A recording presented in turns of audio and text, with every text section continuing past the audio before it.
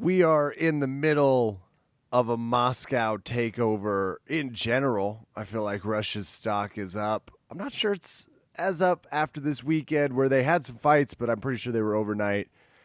Either way, it's time for Verbal Tap, the show that proves fighting way easier from outside the cage. You don't have to travel all the way out to Russia, but some travel is required. How are you doing this evening, Rafa Esparza? I did not go to Russia. I went to Long Beach, which is the Russia of Long Beach. You're headed to the Russia of the United States, though, Boston. Yes. Boston is the Moscow of this fair country. It's the one where there's a lot of sporting events that happen, and they like to think that they're the capital of sports, and they yell at you in a weird foreign language that you don't quite understand all of the time. And then sometimes you kind of suspect, are they the good guys or bad guys? And sometimes you don't know. So, yeah, I'm going to Boston. But specifically, I'm going to Beverly, Massachusetts. I have to fly to Boston, then drive on out that way. And why would I be doing that, you may ask yourself? Well, the answer is simple. I'm going to be commentating the BJJ Fanatics event that is taking place out of Beverly, Massachusetts next week. You may know the names on the card because they've literally gotten everybody on that card. I mean, it's a weird smorgasbord of people when you see that both Gordon Ryan and Keith Krikorian are on that event. And at first I was awesome. Well, how does that work? Because there's so many crazy names on there. I don't know. Like at first I thought it was just an event with a certain number of people that were different weight classes. I think it's just an absolute. And I think the fact that it's just an absolute means, Kev, melee. Beautiful. Let them all fight at the same time. Everybody goes, we all start, 20 people, let's go. And if you really think about it, is there a better person to do commentary for a melee like that other than myself? You're pretty prepared. And Toddwick Schaefer. I mean, Todd is a longtime friend of the show. He commentated the last one with Gordon, and I'm very excited to work with him. And I'm sure he has some surprises up his sleeve that I don't even know about. But yeah, I'll be there on Friday. And I mean, I'll put this up to you, Kev, and you can tell me yes or no. Should I commentate more than one show while I'm out there? I don't see why you wouldn't. Right, while you're out there, just stop wherever one's happening and book a commentary guy. I mean, the idea is, how often do I get to the East Coast? We get a lot of our fans, a lot of our friends, a lot of the athletes who say, Raf, when are you going back east? And I say never, unless they fly me out there. And guess what? They are. So I said, listen, friends from the Finishers Gym podcast, which is really gross, by the way, when you think about it, that they're not differently branded. It's like, oh, we're the Finishers podcast event. Is it Finishers? Gym? I mean, we should, maybe they saw the starters, that NBA podcast, and were like, oh, let's do that, but without all the work and success. Right. Well, I will be going out to commentate that event as well, and I'm happy to announce I will be doing that with friend of the show, Big J Regal Budo, otherwise known as this show as J Regal Burrito. And that's talking shit on their podcast. To be fair, though, Kev, I'm very excited for a number of reasons. And then I think of this as an ethnography. I will Here we go amongst the people to give you guys a full report. I will go undercover as an East Coast person, a jiu-jitsu East Coaster for the weekend. They're going to know you're not an East Coast person seconds. First of all, you have lost all understanding of what time of year it is. It is November on the East Coast, universally known as the last moments of hope before it all disappears into survival for the winter. You're going to be springing into action with your vitamin D and your already cold demeanor. And even for a guy with, just a beautiful Hispanic background, too tan for the East Coast rap. You're going to be too tan. They're going to know it. I have wondered if they will figure me out very quickly, but I have prepared accordingly. All this week, I have been looking at my dog Lucy and saying to her, "You think you're better than me? and I've been doing it in multiple accents to make sure. I've cut off people in traffic. Yes, that is helpful. Start driving like an asshole. I had the option to take an Uber, and I took a taxi just because I said, no, you think you're too good for me, fucking Uber? I'm going to get a fucking taxi and fucking drive all over wherever I fucking want. You think I'm going to let the government see my apps to know where I'm going to be at a certain time? All right there, Edward Snowden. Yeah, whatever you say. The government doesn't monitor Boston. I'm pretty sure they're legally barred. They have the Boston exception. But anyway, we're very excited about that because it's an opportunity to tell the stories that we love to say, do the soundtrack to the great competition of the athletes who put it on the line. And I got to tell you, man, both these events have a lot of fun people who we know will provide some good matches. And, it's fun. And it's great to be able to travel and do commentary. And so I'm very excited about it. When I was at the event yesterday. Are these streamable? What's going on with these? Yes, actually. Okay, hold on. I do know BJJ Fanatics will be on Flow Grappling. So I guess they're stuck with me again. Oops. But that's fine. We love you, Flo. And then the other one, you'll be at flowgrappling.com where you can get a monthly membership or usually just like you could do it month to month or buy the whole year, but go get a subscription and listen to Raph Esparza from Verbal Tap Podcast. We're very clear about our orders about just, get the subscription for as long as I'm on and then really stick it to them and show them. You know what? We like grappling and all, but we love Raph more. And then when 10 subscriptions go away for about a month, or at least the free trials end, they'll really know that we hit them hard. The other thing is the Finishers Sub-Only Tournament, that is going to be, I believe, on YouTube. And they are famously very independent. And I applaud them for that because that's hard to do in this day and age. Most people do sell their programs over to Flow. So some might say I'm working for the man. Maybe. Well, you're hitting a few different events. We're excited for you. It's always fun to tour up the East Coast. I mean, if anything, God, the food. From Boston on, you're just going to eat better. LA's got good food. It's just different. It's the sandwich capital of the world, the whole Eastern Seaboard. I mean, I'm not going there asking for Mexican food. Well, you already have to be bracing too, because it's like there's pizza, it's cheaper, it's always available. 18 places named Tony's, they're all good. People have been asking me if I want to train more, and I'm like, nah, I might as well just be East Coast fat. Just let me be. I don't need to train right now. As we learned from the UFC Kelvin Gastelum thing, you just have to write a check, my man. You're done.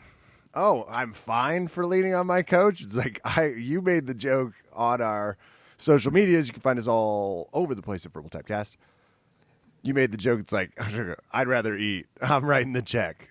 Same here. So, Raph, we'll just do that if our weight becomes a problem. I actually looked into my bank account and I was like, I could do that no problem. Like, I could, in a theoretical UFC fight that I would never be in, go, how much do I have to pay to eat? And I'm not losing weight, so no. And this is me going up a weight class. You know what? You know what he did, Kev? He might have built this into like his piggy bank. He might have just been like, this is my in case of fat money, and just put it over to the side. He has his accountant like put it into an account where they go, why are we creating this? You'll see. And I think what's interesting to you and me is I think this sets a bad example for not fat people, but quasi-fat people, because it enables them to say, I mean, why should I make weight? Especially if they knew that this was an option. I also had the strategy just outside of fighting and the confines of the UFC. What a way to motivate some people to lose weight. What if it cost you money? It's like, get a group of guys together at the gym, put $10 on every pound, and you're going to be shocked how quickly that stuff diet matches and lines up. Well, you're thinking of it like this. I'm thinking of it in two different realities. The first is The Biggest Loser, where they go, hey, eat, well, or else. So they go, or else what? You're going to find me $1,000 in the UFC? Nah.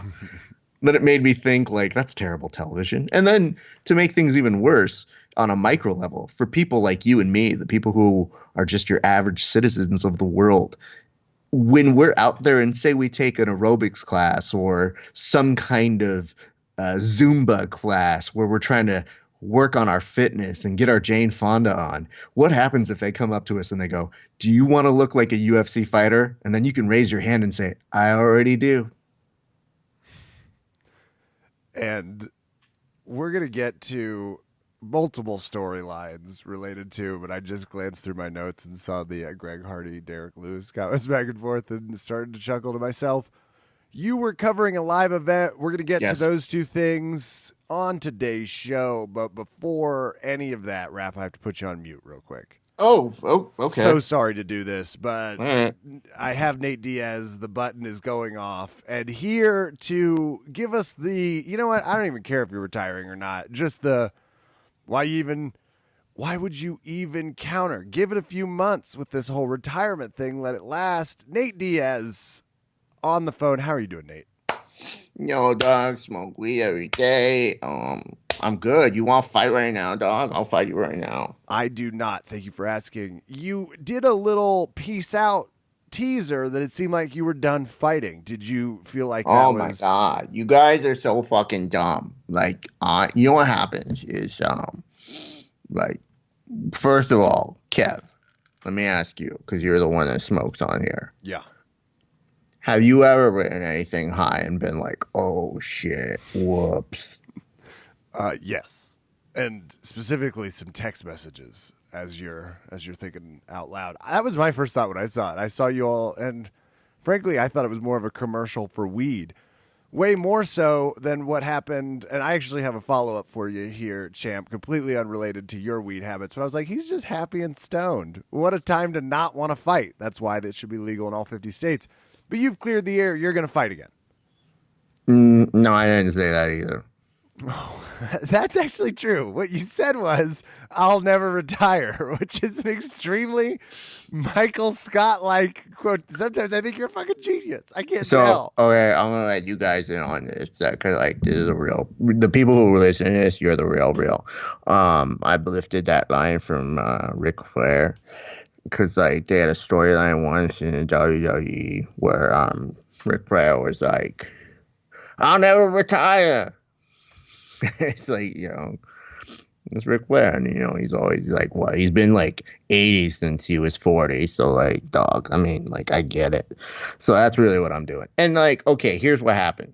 I texted fucking Nick, haha, fuck you, bitch, I'm retired. And then I looked at my phone and I said, oh no, I texted that to the press. Shit. So it was a joke, okay? Like, I'm starting a new stand-up career. Little accidental Giuliani. Well, I appreciate you for coming on and clearing up your fighting, but I have to get to this next one because you're a professional athlete. I have to ask, Dion Waiters in the NBA took an edible while he got on the plane. Scared him so bad he had a panic attack, champ. Where do you think he went wrong? First of all, he was a bitch. Like, let's just clear that shit up right now. Like, you take one edible and you're like, oh no. There's no way there's a second to this. I think that's it. No, I mean, there is a second, Kev. Yeah, I'm deep into the science on this shit. Mm-hmm. Second, okay. Like, you play in the NBA, dog. So, like, nobody thinks you're a tough guy. In fact, if you said you took an edible and you're in the NBA, I think you're kind of dope. But then guess what? You're like, I was scared and had anxiety. Dog, I have anxiety just fucking, like, getting on this show. Like, I get scared to be on the show, if I'm being honest. But I do it, dog. I face my fears, and I say, Kev, you're a fucking little bitch. And I fucking stare at you in your face, and I'm like, I'll fight you right now if I wasn't retired. See what I did there, dog? I do. Well, he was suspended for 10 games. You are not a bitch. You are Nate Diaz. Thank you for coming on the show, Chip. Hey, one last tip. Tell fucking NBA to clear your fucking name and say you never did shit. Because it worked for me. So, like, whatever. Smoke weed every day. The unretired Nate Diaz. I'm gonna go ahead and. I don't know if you figured this out, but that was me going up in smoke. Oh. And Yeah, I really just have to wait for the Nate light to go off. And it's out. Hold on, he's left. It's my fault, people. It appears not unlike the genie in Aladdin. Raph, we did get to the bottom of it. Good news, Nate Diaz may or may not be retired. We're not sure. Still uncertain. But isn't that the appeal of Diaz now, that he can play both sides and say, like, I think what he does is he just alternates. So he probably tells you, like, fuck you, peace out, fight game, I'm out of here. And I put on our news article, I said, I don't believe it at all. He always retires after every fight. It just means he's going to go do some other shit right now. Then when they go check him on it, and it's Ariel Helwani of all people, who I don't think he actually enjoys. But I think when Ariel asks him the question, it's like, so, hey, are you actually retired? And Nate Diaz is like, retired? Who would say that? And then puts it back on him. And I think it makes everybody just go, what? But you clearly alluded to the fact that you were going away from the fight game. So, yeah, I mean, I think he's just fucking with us. And I'm for it, dude, because I'm in too. As soon as I saw the video, I was like, that's exactly what I would have posed. I felt like he also watched his fight. It was like, yeah, I could use a big joint right now. Doesn't have a strong short-term memory either. Nah. It's a side effect I could relate to. There's But Kev, like, I'll take a week can I off. ask you a question as an MMA journalist part-time? Awesome. Do you get a little bit angry when you see Ariel Helwani now slowly getting to ask NBA players questions? Yeah, it's been really upsetting. I see them crossing over, and all of a sudden I'll see them get asked on a segment, and you could see this flash of craziness across their face when they're asked. But John Anik got to talk about football with Russillo. I'm seeing effing the Kofi Annan of journalists getting to slip into all of these different. It's just, yeah, super jealous. I know the NBA holds a near and dear place in your heart. The worldwide leader in sports. I just feel like it's one thing when we see the gents in our sport do their thing in our sport, and you go, oh, that's adorable. All right, Ariel, you do your thing, buddy. You enjoy yourself. But the minute I saw him interview NBA players, I go, oh, God, what's Kevin thinking? Is he okay with this? I don't think he is. Because really, it doesn't matter to me. As long as they just kind of give us some more notoriety and the NBA players go, who's that weird Canadian dude? Yeah, is he a thing? Good for him. I just want so badly to talk to Dion Waiters, too, after his 10-game suspension. Before, during, after. I want to talk to him so bad. I'm so glad, too, that you save these questions for Nate Diaz, because it does show the growth of you as a journalist as well, to spring the question on the unsuspecting person who probably is one of the best people to ask questions about that. He responded in exactly how I felt when I saw it. I didn't think he's a bitch, but that was exactly what I felt. I was like, oh, God, so well put by the Nate Diaz. It's bitch. He had a panic attack because of an edible. It's like, maybe it's the stress of your career, but I don't think it's the edible. And so why are you taking that? So funny. This is a second cousin to when, was it Chandler Jones, the Patriot that smoked that fake weed and then went to the police station wearing like just sweatpants? So, you know what this reminds me of? You know, kind of how in media, how they play up when kids pretend like they're getting drunk, even though they're not drinking alcohol. And they're like, man, I'm so drunk right now. Whoa, somebody stop me. I felt like that's kind of what it was, because I'm pretty sure, and Kev, you know me, I don't seek out this stuff, but I've gone to enough concerts where I'm pretty sure I've had an edible. I'm pretty sure people have snuck things into my food to see if they're their help. My sister one time gave me a pill and just said, like, take half of this. And I was like, okay. I can't believe I haven't been doing it to sabotage our grappling sessions. To be fair, I know, and I'm not using. Hold on, let me make clear on this. Disclaimer, friends, please don't do this to me. This is not an invitation to try and disrupt the natural state of being for me. As Kevin will soon find out, I am a robot in more than one sense, which is half the time when I was first starting to drink, I would just be like, people are like, man, what kind of drunk are you? Are you mean drunk, happy drunk? And I was like, I'm exactly the same. Maybe a little louder because it's the bar, but pretty much stay normal. And they're like, fuck. I thought you would be more interesting. And I was like, no, this is pretty much ain't, tell more stories, maybe a little bit longer, but yeah, that's me. Yeah, I it depends on what day. So once again, you're more emotional sturdy than I am, which is why you found the resolution. Though I'll actually mention what I was doing yesterday here at the end of the podcast. You were at a live show doing your job covering MMA. Will you tell us about that show? Because I don't want to talk about King Mo getting knocked out by Drew Dober's training partner. No. And no one watched the Moscow card. I actually have that in front of me from Verbal Tap Legal. They're like, it was exclusively a Russian audience. That would have been awesome if they made it mandatory only USSR, but that's never mind. There was one person who watched, and that was definitely Conor McGregor, who was trying to troll Khabib that his cousin tapped out. And it's a very interesting thing to see Conor go back to something. Yeah. I'm sorry. Yeah. Okay. Well, that's sad, isn't it? Like, that's not fun. I don't know how to see this anymore. I think the hardest place for Conor McGregor at this current place is because he lost to Mayweather, because he lost to Khabib, and these were very notable losses. And, the other crazy shit he's done where some public opinion has very much turned on him.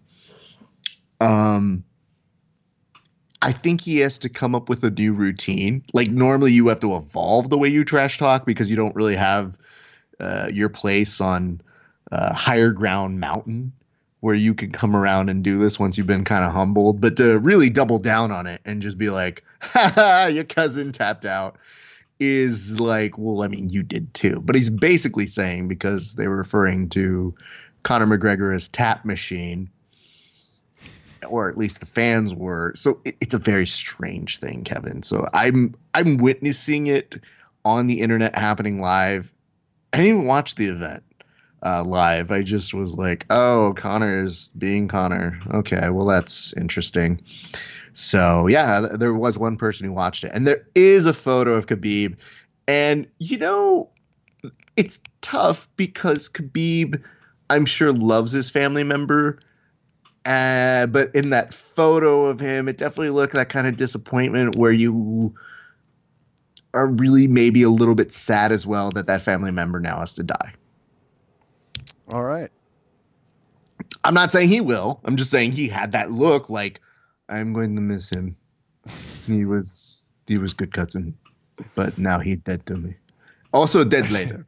He also that's a very Russian response. It's like he's like, I would first like to say I agree with Conor. I will murder him, but I agree with him. It's ridiculous. And it just goes in a weird it's like he banished his cousin. Why? First of all, he tapped like a bitch. This is a family issue. So please don't interject. But yes, I will kill him, but it will be very reminiscent of old Yeller, where put him down because sad. So, okay, let's talk about MMA Events Inc. I'm very happy for these folks. They were supposed to have an event in August. Unfortunately, they had to reschedule, and it was worth the wait because a number of our good friends were fighting on the card. So I'd like to first give a big shout out to one, Kevin Ross, who is a longtime member of the 10th Planet family. A lot of them are going out and doing MMA, but he's always been behind the scenes, helping the guys, putting in rounds.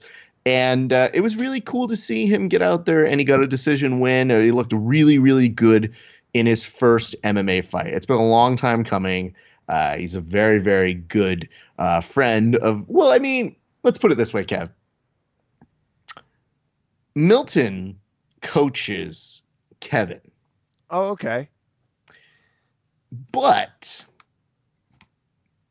there was a look after the fight, and I put up this photo on our social media, where Milton's like saying like, dude, what a great job you did. Man, that was so cool after the fight. And you could tell he's looking at him and he's thinking, yeah, all right, kid, whatever you say. Thanks for being in my corner, but I'm Team Raph all day, dude. that's just what he was thinking. I can't help him for thinking that. And yeah, did he turn on Milton in WWE BJJ? Yes, of course, because he's always been Team Raph. I'm just letting him know that there was one photo I did find of him where he got like a mouse underneath an eye, and they like push it up against his face, the compress, to try to like make it go down a little bit immediately after the fight. And it's definitely one of those. I said, do this in the future to him, but I sent him the photo and I go, you definitely have one of those Mondays, am I right, photos with this one. And I sent it with the little caveat. I was like, you're going to look like this, but worse if you ever turn against me. So you've taken this as a sole opportunity to celebrate his MMA victory with your WWE MMA Absolutely, promotion. 100%, because it's for life. I don't think you understand. When you have a heel stable. I'm so on the record not understanding. I understand that, Kevin, and I'm trying to do my best to let you into this world. Was this in the Andre the Giant documentary? I don't know it wasn't. It wasn't. So the thing that amuses me, though, is that Kevin was super stoked. He was super happy, and everybody came out, was very, very excited for him. So big congrats to him. I also want to shout out our good friend. It says Ronald here, but I know him as Sid Scrub. And Sid, no disrespect to his opponent, but when I saw his opponent come in, I was like, yo, Sid's really good at grappling. And good luck, buddy. Like, man, it's going to be a tough day. Sid ended up finishing the fight very quickly with a kind of mounted triangle armbar, just death scenario. I hate those. I really hate those.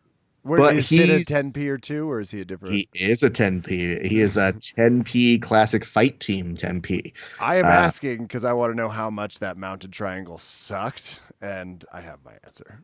I mean, Sid he's good people. So I think the funny thing to me is, he's a good soul. He's a very chill human being. But when he saw me, I think he first realized I was the one taking the photographs, because there's kind of a moment where he gets his hand raised and then he just points at me like, Raph, oh shit. And I was like, no, this is your moment, dude. Don't waste it. I know you. So hey, 1 second. You can just give it 2 more. And so I put up a photo and he just sent me a nice note. He's like, dude, this is a really cool photo. He goes, I realized it was you. And I go, no, clearly you did. So no, Sid is, he's savage, dude. So, and that's the hardest part about these fights is I have certain knowledge of these guys. I'm not at all coaching them, but you sometimes want to because you know half of the card. But because of my pure objectivity, commitment to journalism, there are moments when I'm watching stuff happen right in front of me and I go, oh, I want to whisper what to do so maybe no one can hear it. And then maybe they can just think it. Telepathic powers go. However, we have some other news. Erin Hurl ended up winning her MMA debut as well. So big congratulations to her. I want to give a shout out to the other members of the 10th Planet crew family. That would be Labib, that would be JD, and that would be Elliot, who, I mean, they had some good moments all throughout the night. It was a tough night. But here's some good news. I saw such a great display of everybody being really friendly. It was a well-run event. We had, I think, our local news guy come out from like Channel 5 to do the announcing. And I'll say this. Announcing is hard, but it is a little bit of a throwback when you hear somebody who's new, and we love when people come to visit us in MMA. So this isn't really shit talking. It's just kind of more adorable to all of us who just go, oh, you. But it's pretty adorable when you hear the guy go, next up from Renzo Gracie. Like, oh. Sorry. That one I was, wait. So, excellent. But the thing is, he had an opportunity to rescue himself and then ended up saying on the second time around, from Renzo Garcia. And I was like, oh, man. All right. Now, here's the one that made me chuckle more than I needed to, Kev. Some of these guys didn't actually have like affiliation teams. So they would say, Hold on. They just showed up to scrap? Like, what do you mean they don't have affiliation they teams? fight. Obviously, they have camps or their own guys that they train with. So, it's the amateur level. Not all of them have like established team camps. Okay. So when they showed up, they would have a couple people and they would identify in ways that made it seem like they were overcoming adversity rather than just being unaffiliated, because they'd be saying like, here's Andrew Garcia, he's independent. And it would be like, oh, okay. I mean, is he paying his own bills? I mean, I'm sure he is independent, but like, is it kind of like that strong black woman who don't need no man kind of independent? I'm not really sure. You're actually taking me back to the forensics days when a school wouldn't have a real team and it's just representing themselves. And it was always called no affiliation. It's like, ooh, not eligible for squad goals. But no affiliation is still better than saying, there he is, he's independent. Unless they played Miss Independent. And that's what it kept driving me nuts, because I kept hearing Neo. Christina behind us. I kept hearing Neo in my head and just singing, I love her because she's independent. It's fucking amazing, Kevin. I don't know. It's like, for all the ladies, come at me, throw your hands up at me. I just love it. It's just breaking it down. It's like, that would be a fun celebration of their independence. This is not.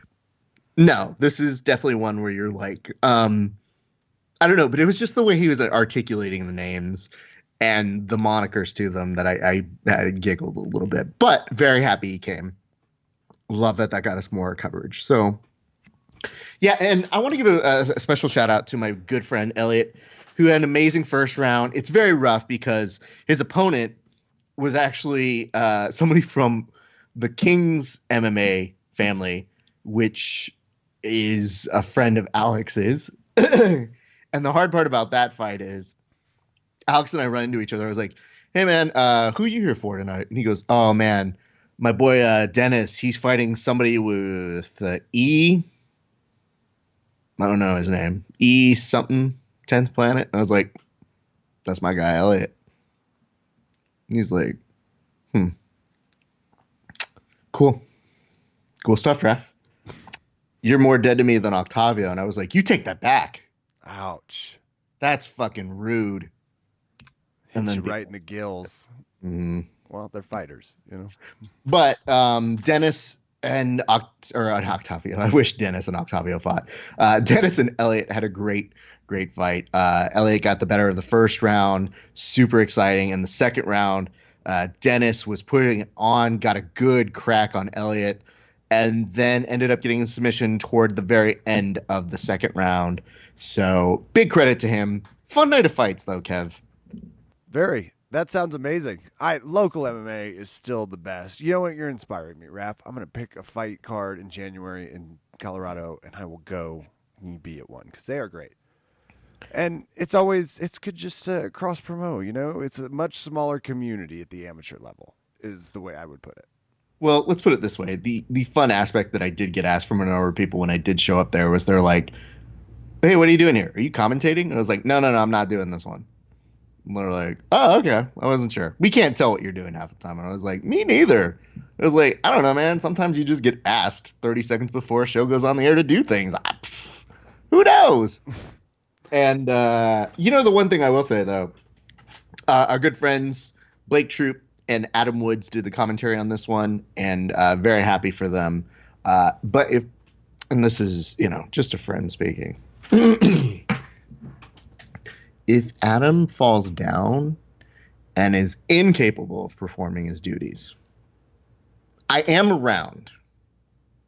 Not that I would want to take his job, but like if he did fall down and was incapable of speaking, the show has to go on, and I'm just there. So, just saying. Adam's going to be not accepting any drinks from you, Raph. That's for sure. No, he's so fucking terrible. I'm not going to poison him like I would Josh Palmer. That's a very different conversation. That's personal. That's one-upsmanship. He's British. He gets the game. Fuck the British people. He had Go one of back my to family members kidnapped. That's how he got the first gig. I'm still upset about it, but well But played. Adam Wentz, when I saw him at the end of the night, he's just like, man, you're the greatest, Raph. Man, I always love seeing you, buddy. And I'm like, likely story, Adam. Woods. According to Woods. It's not a .com, but I think it should be. But anyway. Well, we are going to give some highlights from the Moscow and get out of here because I have a new big-faced dog to go take care of. His name is Boz, short for Bosworth King Phillips. He is currently sitting, staring at the door because his mom just left. And just between all of us, I think he likes her the most. So she is the one. She found him. She saw him on the pound. She was like, this one, he's 6. He's a lab pit something, probably. Maybe bulldog. They were like, we don't know. But we got it from the Denver Animal Shelter. We live in Denver. We assume they're fine. He looks. So if anyone asks, he's a lab. That's what it says on his title. Could have fooled me. Thank you. It's his Halloween costume. It's okay. It's not great. Zabit Mogobdivjistopov versus Calvin Kattar gets the decision win. I've heard some mixed results on this, but I did not. Again, I like Zabit, but this fight, I forgot this was happening altogether. Greg Hardy is the big name out of this, and I want to throw some scuttlebutt that's gone back and forth before we get into this. Greg Hardy, I guess, understood what Derek Lewis was saying. The rest of us were still on the fence. Mm-hmm.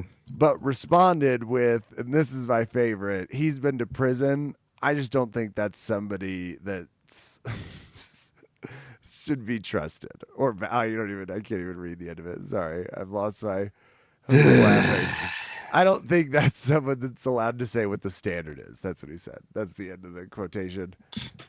I love this. First of all, these two. Greg Hardy then loses this fight after being a little tawdry with his remarks, and he loses to Alexander Volkov. Yep. There are 64 fights, Raph, and if I told you I could read 7 of these names, I would be lying, I think. Rustam Khabibov, Sergey Kondazoko. I think you're getting into an area that I thought, which was, I think what they did was they tried to figure out how many times they could make anagrams out of Khabib's name. Oh, it's just his entire family. Yep. Oh, update, because I could see him in the downstairs camera. Now he's just laying on the carpet in front of the door where his mother Beautiful. lives. So he's not sitting. That's a nice change. That actually explains more about this card. As I was going through it, though, I kept expecting to see, because there's like Danny Roberts, Ed Herman. I kept expecting to see Drew Dober. It's like, where is he? Yeah. How did he not get in this fight? And some props to Greg Hardy, I guess. How many fights is he going to do? He got to do 5 in 1 calendar year. This is a lot of fights. As it left, it was like, well, I guess he was used to the NFL grind, so he's probably just trying to like crush it all season. He's like, I'm ready to go through. Well, he was a cowboy, so not February, but right, early January on a good year. We mostly glazed over every other one of these. I'm going through it. Jessica Rose Clark, she got beat up by Kinzad, but you and I knew a Jess Clark. It's always nice to throw a shout out to that name. Any other notes for this, or can I move on to the King Mo got knocked out and take us home? Please do. All right, you're headed out. I do want to make a quick announcement. Yesterday, Raph, I was doing a live show for the other podcast stuff. I was doing. We were at the Sexual Health Alliance. And if you want to hear any more, you can head on over. Just find Orgy Story. Just Google it. That'll get you. But got to do a half hour just recording with the audience there, and then they got to ask some Q&A, which was quite fun. Dr. David Lay was there, so the whole band got back, and pretty interesting. You mean the Dr. David Lay from The Daily Show? Dr. David Lay? Yes, I do. Did you see it? Did you see? He's been on this show, by the way. We've talked to him just so everyone knows. That's where we met him. Through Verbal Tap. It's good. Okay, do you know what the topic is at all? Because it's kind of No. okay. It couldn't be more specific. You're like, what's he going to be talking about? He's a sex research therapist, specializes in sex research, clinical psychology. Excuse me. He's on there doing a topic about the alt right and essentially their masturbation is weakness campaign. Oh, incels essentially. Yeah. It's a kind of an exploration of what is one thing that might be making them more angry. And it's like, yeah, incels. That's the thing that comes, but it's fascinating. So that's the topic you could imagine.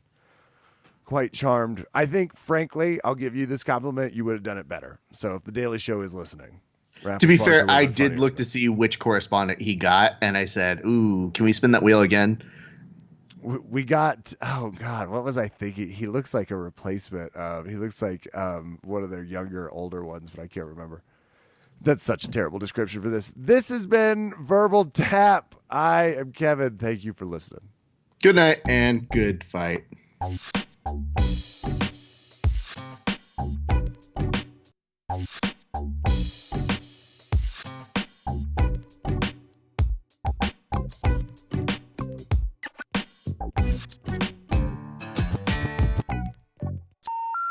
The number you have dialed has been changed. The new number is, please note, the new number is